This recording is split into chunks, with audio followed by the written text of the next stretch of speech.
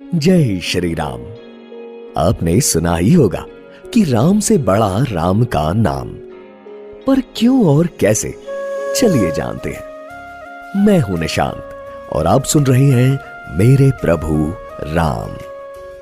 इस शो में हमने आपके लिए बटोरी हैं रामायण और राम जी से जुड़ी अनसुनी कहानियां। इस महागाथा के कई रूप हैं और ऐसे ढेर सारे किस्से हैं जो शायद आपने अपनी दादी नानी से भी नहीं सुने होंगे। तो चलिए जानते हैं रामायण का एक और दिलचस्प किस्सा। राम से बड़ा राम का नाम होने का एक दिलचस्प किस्सा है। एक बार की बात है, कैवर्त देश के राजा सुकंद सुमेरु पर्वत पर संत सभा में संतों से आशीर्वाद लेने जा रहे थे। रास्ते में नारद मुनि प्रकट हुए और उन्होंने राजा सुकंद से कहा कि वो विश्वामित्र जी को छोड़कर बाकी सभी संतों को प्रणाम करें, उनसे आशीर्वाद प्राप्त करें। सुकंद ने वैसा ही किया। अपना यह अपमान देखकर विश्वामित्र जी क्रोधित हो गए और क्रोधित होकर अयोध्या पहुंचे। और उनका अपमान हुआ है यह सुनकर राम जी ने सुकंद को जान से मारने की सौगंध ले ली। ये बात सुकंद को पता लगी तो वो घबराते हुए नारद मुनि के पास गए अपने प्राण की रक्षा के लिए। सुकंद के बहुत रोने निवेदन करने पर नारद मुनि ने कहा कि पास के पर्वत पर माता अंजनी तपस्या कर रही हैं, चाहे तो वही तुम्हें बचा सकती हैं। अब माता तो माता होती है। उन्होंने शरण आए हुए सुकंद को बचाने का वचन दे दिया। तभी हनुमान जी गुफा पर अपनी माता के पास वापस लौटे और माता द्वारा दिए वचन को निभाने के लिए उन्होंने अपने इष्ट श्री राम की सौगंध ले ली।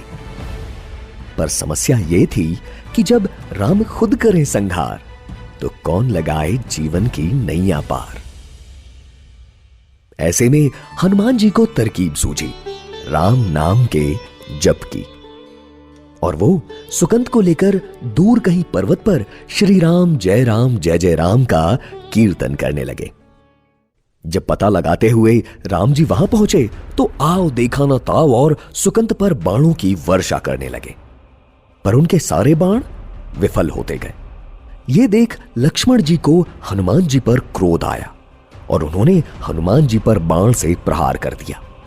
लेकिन उनके प्रहार से सिर्फ हनुमान जी चोटिल नहीं हुए बल्कि राम जी भी मूर्छित हो गए, क्योंकि वो बाण लगा था हनुमान जी के हृदय में, जहां उनके प्रभु राम विराजते हैं। जैसे ही राम जी को होश आया वो हनुमान की तरफ दौड़े, लेकिन उनकी तकलीफ देख ना पाए और आंख बंद करके उनकी चोट को सहलाने लगे। तभी हनुमान जी को लगा कि राम जी की आंखें तो बंद हैं, ये अच्छा मौका हो सकता है। तो उन्होंने सुकंद को आगे कर दिया, जिससे राम जी का हाथ सुकंद के माथे पर रखा गया। अब राम जी दुविधा में कि जिसके प्राण हरने हैं उसके माथे पर ही मेरा हाथ है। तभी ऋषि विश्वामित्र आए और हनुमान जी का इशारा पाकर सुकंद तुरंत उनके चरणों में गिरकर क्षमा मांगने लगे।